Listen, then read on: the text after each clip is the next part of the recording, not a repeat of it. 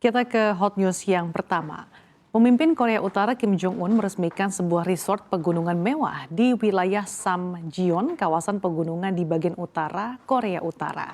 Resort ini dilengkapi berbagai fasilitas yaitu rekreasi, mulai dari kamar hotel, ruang santai, restoran barbeque hingga kolam air panas atau hot tubs.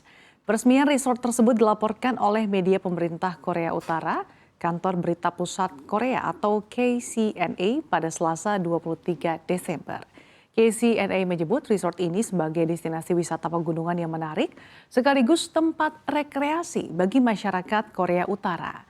Dalam laporannya, KCNA menjelaskan resort tersebut memiliki kamar hotel, ruang rekreasi yang nyaman, serta fasilitas catering komersial dan publik. Media pemerintah juga menayangkan gambar Kim Jong-un yang mengunjungi resort tersebut bersama putrinya Kim Joo-e yang selama ini dipercaya sebagai calon penerus kepemimpinan.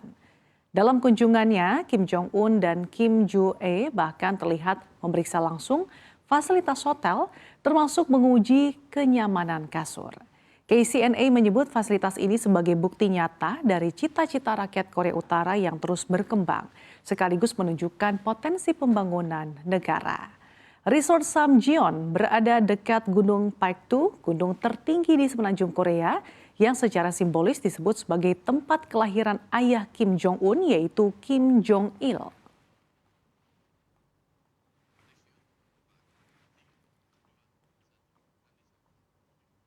Beralih ke hot news berikutnya.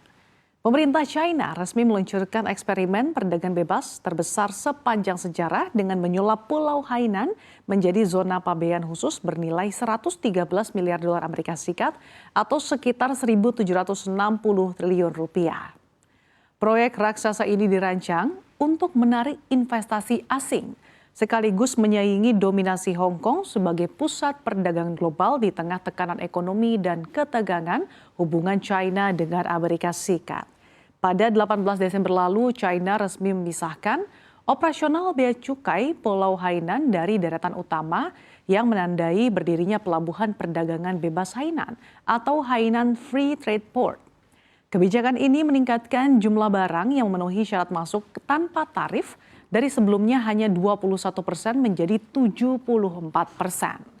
Kategori barang bebas bea juga diperluas lebih dari 3 kali lipat hingga mencakup lebih dari 6.600 jenis barang.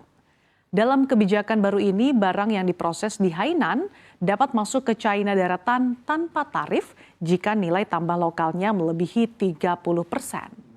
Wakil Perdana Menteri China He Lifeng menyebut pelabuhan ini dapat menjadi gerbang vital yang memimpin era baru keterbukaan China kepada dunia.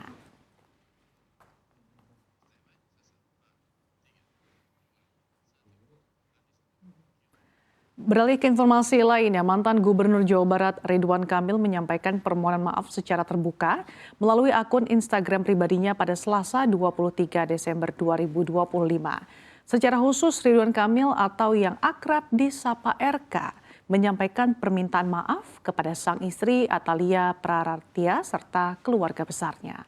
Dalam unggahan tersebut, RK mengakui telah hilaf sehingga memicu kegaduhan publik yang berujung pada gugatan cerai dari istrinya. RK juga menyampaikan permohonan maaf kepada Atalia, anak-anaknya serta sang ibunda atas peristiwa pribadi yang kini menjadi sorotan publik.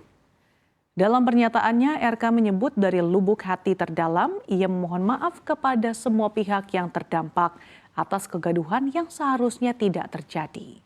Kepada Atalia, RK mengaku selama 29 tahun pernikahan, dirinya banyak melakukan kehilafan dan kesalahan. Ia menyatakan perpisahan tersebut merupakan hak Atalia untuk meraih kebahagiaan dalam hidupnya meski tanpa dirinya. RK juga memohon maaf kepada sang ibunda apabila telah mengecewakan sebagai seorang anak. Sementara itu, proses perceraian antara Ridwan Kamil dan Atalia Praratia masih bergulir di Pengadilan Agama Bandung.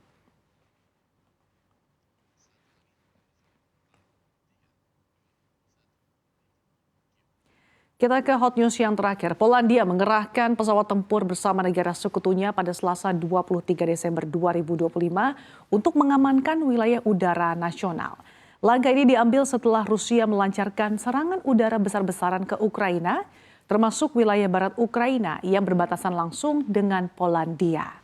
Komando Operasional Angkatan Bersenjata Polandia menyatakan pengerahan jet tempur dilakukan sebagai langkah pencegahan menyusul serangan Rusia yang melibatkan rudal dan drone. Selain pesawat tempur, kesiapan sistem pertahanan udara berbasis darat serta sistem pengintaian radar juga ditingkatkan. Dalam pernyataannya di media sosial X, Komando Angkatan Bersenjata Polandia menegaskan langkah tersebut bersifat preventif untuk mengamankan dan melindungi wilayah udara nasional, terutama di daerah dekat kawasan yang terancam. Sementara itu, Ukraina melaporkan dampak serius akibat serangan Rusia tersebut. Moskow menghantam Ukraina dengan kombinasi rudal dan drone, menewaskan sedikitnya 3 orang, termasuk seorang anak berusia 4 tahun. Serangan ini juga memicu pemadaman listrik darurat di sebagian besar wilayah Ukraina saat warga bersiap merayakan Hari Natal. Presiden Ukraina Volodymyr Zelensky menyebut serangan melibatkan lebih dari 30 rudal dan 650 drone yang menghantam sedikitnya 13 wilayah.